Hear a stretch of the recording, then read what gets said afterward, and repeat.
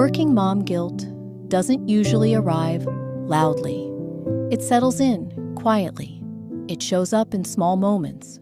When you close your laptop a little later than you meant to. When you say, "just a minute," more than once. When you lie in bed, replaying the day and wondering if you could have done something better. What makes this guilt so heavy isn't that you're doing something wrong. It's that you're trying to live inside two worlds at once, and both are asking for your full presence. There's a version of guilt that comes from missing something important, but that's not the kind most working moms feel. This guilt shows up even when you're doing your best, even when you're showing up, even when nothing actually went wrong. It's the guilt of being divided. When you're at work, part of you wonders if you should be home. And when you're home, part of you wonders if you should be doing more. No matter where you stand, there's a quiet voice suggesting you should be somewhere else. We don't talk enough about how modern motherhood is structured. You're expected to be deeply present, emotionally available, and endlessly patient at home. You're also expected to be focused, ambitious, dependable, and mentally sharp at work.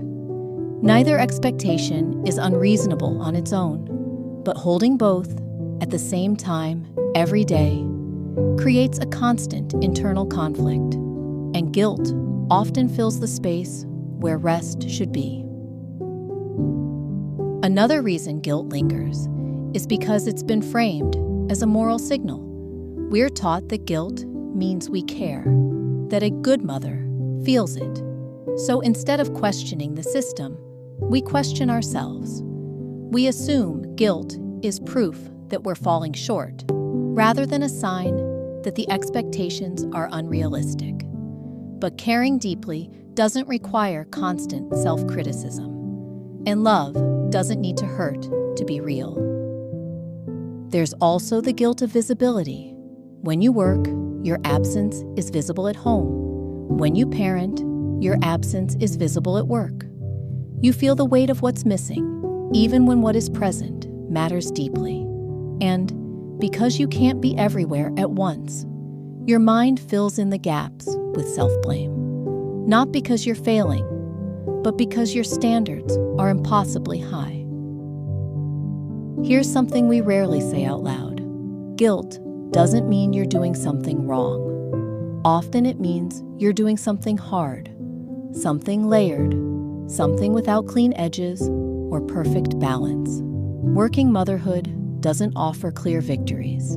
It offers trade-offs, and trade-offs can feel uncomfortable, especially when we've been taught to measure ourselves by ideals that were never designed for real life.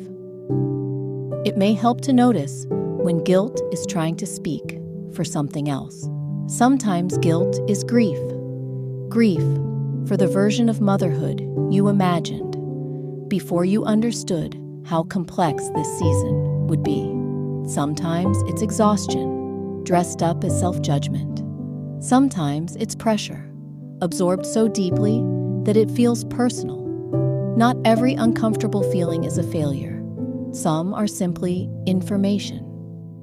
You are allowed to care about your work and care deeply about your family.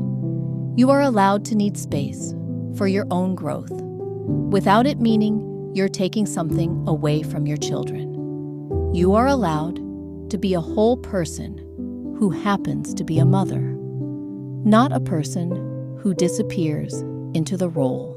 Your children don't need a perfect balance. They need a grounded presence. And that presence doesn't come from guilt. It comes from honesty, rest, and self-trust.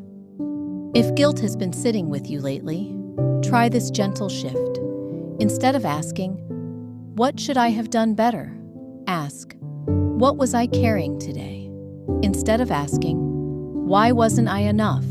ask, "What expectations am I measuring myself against?" Often, the answers change the feeling entirely.